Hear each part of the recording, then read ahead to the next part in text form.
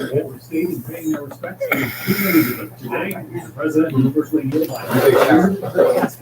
Westminster. Well, you're just gonna get sticky tomorrow. Takes place tomorrow. Yeah, well, feel better going to bed at night. Oh, yeah. Years in Come here, Coach. Come here, I'm buddy. John Scott. Now, back to life, live life, and live in.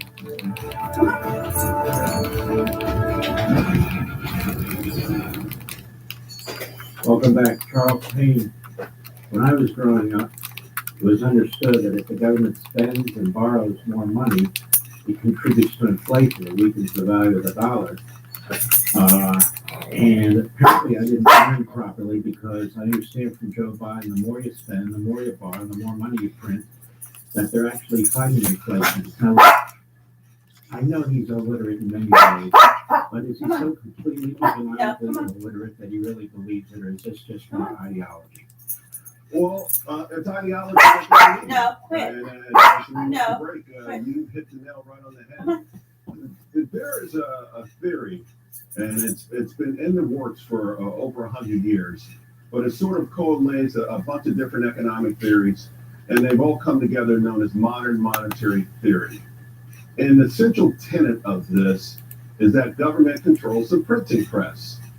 Why should anyone not have money? Why should anyone in this country be poor? Why should we have any sort of economic problems when it's the government that can just simply print up the money and hand it out? So again, you get back to economics 101. Well, at some point, we know too much of something devalues it. Their thinking is that not in this particular case, that it's okay, that it's going to work out. And what happened, if you remember, if you go back to the Obama administration when we were in the great financial crisis, the number one issue for all Americans back then, if you look at the old Gallup polls, by far was the economy. And then what was really climbing pretty high was even how the federal government reacted, because most people never paid attention to that. So it was big. And Republicans kept telling us we were going to go off the fiscal cliff. And we were all worried about it. Most economists felt the same way. But here's the thing, Mark, we didn't go off the fiscal cliff. So the Democrats and progressives have seen an opportunity to say, look, you were warned in the past that all of this money printing was going to destroy our country. Well, look at the Federal Reserve's balance sheet. Look at our debt levels. They're exponentially higher. We're okay, except there's still too many poor people in this country. So how about we just keep printing money and keep printing money? Now, everyone knows economic suicide, but this gets back to our original conversation. It's not about economy. It's about fairness and justice. So if everyone's got cash, they all weather the storm together. It's kooky. It's got a tremendous amount of momentum behind it. And by the way, if you couple that with the Janet Yellen, who's now the Treasury Department, she is one of the authors of the new Keynesian revolution. And part of that ideology is that, hey, employers should pay employees the amount of money that makes them feel good. So again, we're back to feelings, we're back to justice, we're back to fairness. We're not back to common sense. And you know, the average American out there, a lot of this stuff a lot of times goes over their heads or maybe their eyes glaze over, but they're paying a price for it now. They're paying a terrible price for it. You talk about not being held accountable.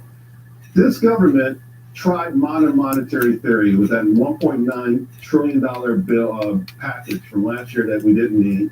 By paying people more money to stay at home than to go to work, they sparked what we now call the wage spiral that won't stop. Small businesses can't compete. So we've actually been in the midst of this experiment, and it has failed miserably. Now it is up to people out there that care about this country to point out how this experiment has failed. And by the way, the failure is only in the middle innings. We're suffering the inflation part of it now. The recession part of it is coming on strong. Over the next 6 months, the amount of misery in the United States is going to be exponential.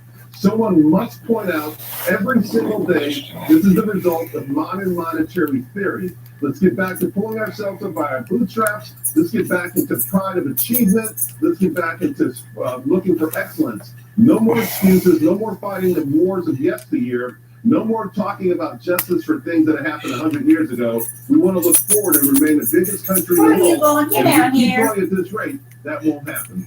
No, that won't happen. And you're right.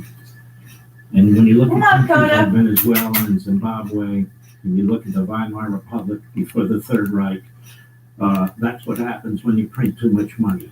That is, money becomes utterly worthless and you're back to bartering, and you're back to the law of the jungle, and you're back to eating cats and stray dogs and squirrels and snakes and all the rest of it.